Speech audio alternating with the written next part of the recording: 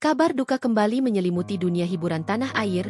Ayahanda pesepak bola Pratama Arhan, Sutrisno dikabarkan meninggal dunia pada hari ini, Minggu, 7 Desember 2025. Kabar duka itu pertama kali dibagikan oleh rekan Pratama Arhan sesama pesepak bola, Asnawi Mangkualam Bahar. Lewat unggahan di Instagram Asnawi_BHR, pesepak bola 26 tahun itu mengunggah potret lawas Pratama Arhan bersama kedua orang tuanya.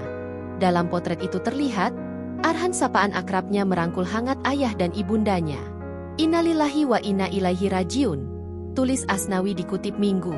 Pesepak bola yang dikabarkan pernah menjalin kedekatan dengan YouTuber Fujian itu pun menyampaikan ucapan bela sungkawa kepada sang sahabat. Turut berduka cita Yaho, Arhan, imbuh pria kelahiran 4 Oktober 1999 tersebut.